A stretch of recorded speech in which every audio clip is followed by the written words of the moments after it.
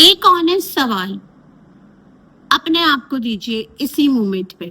आपके मन में कोई एक ऐसा नाम है जिसके साथ आपने कुछ ऐसा किया जो नहीं करना चाहिए था, बिना कारण हर्ट किया, विश्वास तोड़ा, जिसे जो नहीं देना चाहिए था वो दे दिया, ज्यादा विश्वास कर लिया, और उस नाम के साथ आपको एक हल्का सा गिल्ट, हल्की सी बेचैनी महसूस होती है।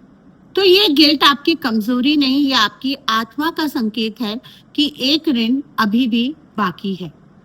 ऋण 4 प्रकार के होते हैं वैदिक फिलॉसफी के अकॉर्डिंगली, और आज हम इन चारों को बहुत ही क्लियरली समझेंगे।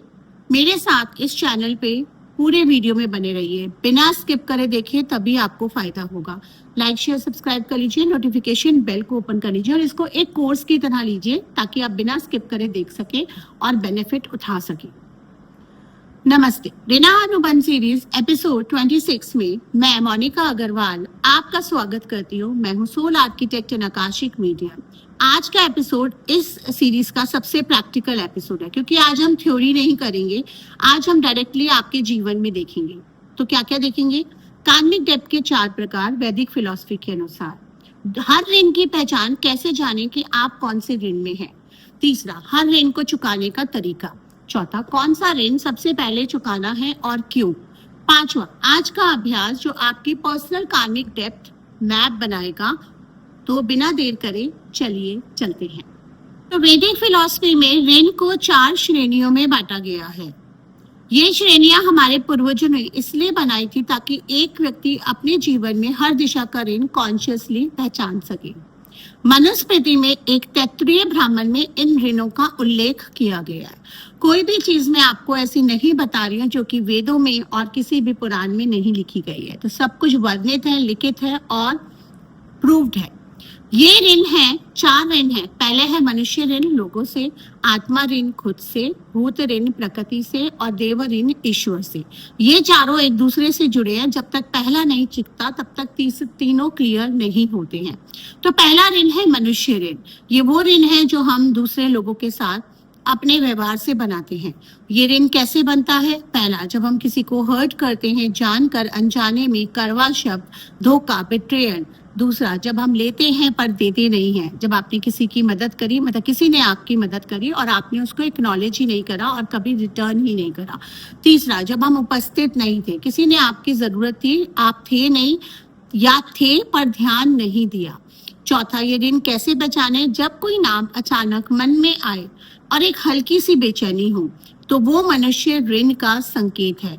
इसे कैसे चुकाएं? माफी मांगना अगर वो इंसान अवेलेबल है, कृतज्ञता एक्सप्रेस करना जिन्होंने दिया उन्हें, ग्रैटिट्यूड, सर्विस, उन लोगों की मदद करना जो उस इंसान जैसे हैं। मनुष्य ऋण सबसे पहला चुकाना जरूरी है क्योंकि ये आपका डायरेक्ट कर्म है और मनुष्य योनि तो आपको मिलती भी बहुत लाखों के जन्मों के बाद है और बहुत ही दुर्लभ जन्म होता है ये। दूसरा ऋण है आत्मा ऋण, खुद के साथ बनाते हैं। हमने खुद से कुछ वादे किए। खुद के साथ जो ऋण है वो मैंने एक पूरा एपिसोड भी बनाया है, उसको देख लीजिए इस एपिसोड पे आने से पहले। इनफैक्ट आप सारे एपिसोड को सीरीज वाइज देखिए ताकि कोई भी चीज आप मिस ना करें और हर चीज को अच्छी तरीके से समझ सके। मैं ये नहीं करूंगा, मैं ये जरूर करूंगा, मैंने फिर वो किया नहीं, कुछ ना कुछ ऐसा जो अधूरा रह गया, अधूरी इच्छाएं रह गई, अधूरा नर्चरिंग रह गया, कुछ भी आपने खुद के साथ ऋण बना लिया। दूसरा, अपनी आत्मा की आवाज को आपने इग्नोर करा। इनर वॉइस जो बार बार कहती है कि ये सही नहीं है, ये अपना ध्यान रखना है, ये अपनी हेल्थ का ध्यान रखना है, और आप उसको इग्नोर करते हैं और अपने आप को तकलीफ देते हैं।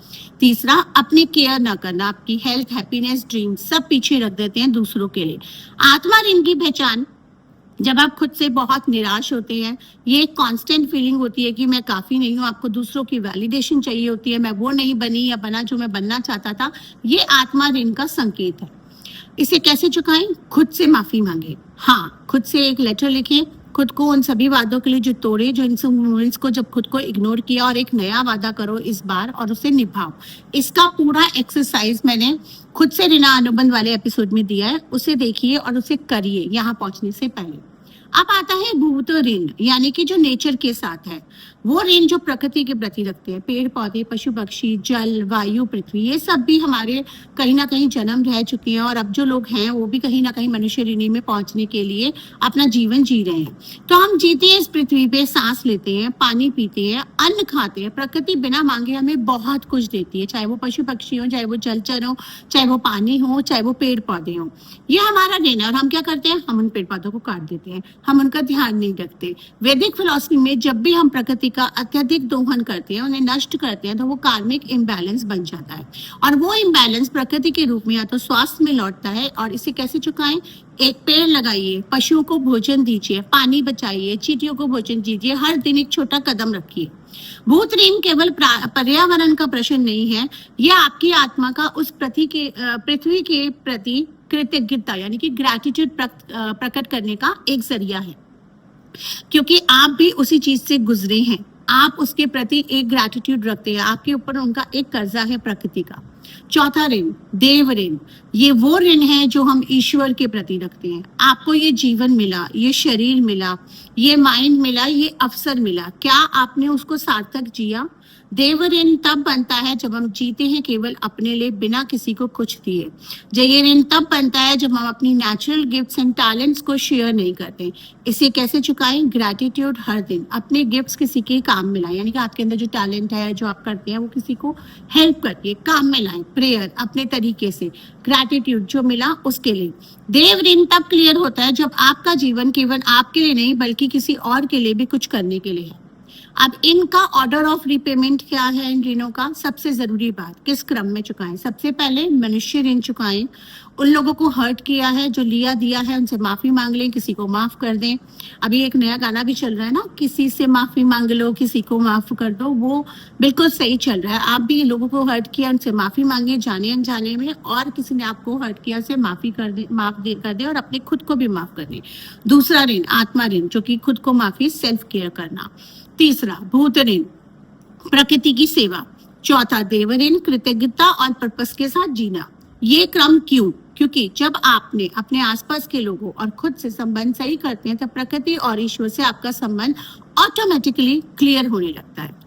तो चलिए बिना देर करे आज का अभ्यास जान लेते हैं। मेरा कार्मिक डेप्थ मैप। एक पेज लीजिए, उसको 4 भागों में बांटिए। मनुष्य ऋण, किस लोगों के साथ आपका अधूरा रह गया लिखिए, जिनसे आपको माफी मांगनी है, जिनको माफ करना है, लेना देना जो भी आपके मन में आता वो लिखिए। आत्मा ऋण, खुद से कौन से वादे तोड़े? आप चाहते थे घूमना, आप घूमने नहीं गए। आप चाहते थे कुछ केयर करना अपनी, आपने वो नहीं करा। कुछ भी जो अपने वादे अपने आप से करे और तोड़ दिए। भूत ऋण, प्रकृति के पिछले महीने क्या किया आपने? देव ऋण, मेरे जीवन अब मैं किसी के लिए क्या कर रहा हूँ। ये ऑनेस्टली भरिए, क्योंकि ये आपको किसी को दिखाना नहीं है, मुझे भी नहीं, किसी को नहीं है, खुद को, क्योंकि खुद से झूठ बोल के इंसान कभी सच्चा नहीं हो सकता। ये किसी को दिखाने के लिए नहीं है, आपके लिए। जब आप ये चारों लिखते हैं तो आपको एक क्लैरिटी आती है कि अभी सबसे पहले आपको क्या करना है जीवन में। ऋण सिर्फ पैसों का नहीं होता, आत्मा का ऋण कहीं ज्यादा गहरा होता है और कहीं ज्यादा इंपॉर्टेंट, क्योंकि इसे चुकाने से न केवल ये जन्म बल्कि अगले जन्मों की दिशा बदल जाती है। तो कमेंट में लिखिए इन चारों में से कौन सा ऋण आप सबसे ज्यादा फील करते हैं। और सीरीज का प्लेलिस्ट देखने के लिए डिस्क्रिप्शन में लिंक है। अगर आप मेरे साथ Akashic readings and course book कराना चाहते हैं तो आप मुझे कांटेक्ट कर सकते हैं। मैं हूं डॉक्टर मोनिका अग्रवाल, आपकी soul architect and akashic medium. अगला एपिसोड होगा ग्रुप कर्मा। एक परिवार, समाज और देश एक साझिक कार्मिक ऋण कैरी करते हैं और ये कंसेप्ट आपकी लाइफ को बहुत नया दृष्टि देगा और ये बहुत ही इंटरेस्टिंग होने वाला है। तो राधे राधे, आपका दिन और जीवन शुभ हो। मिलते हैं हम आपसे अगले एपिसोड में जल्दी।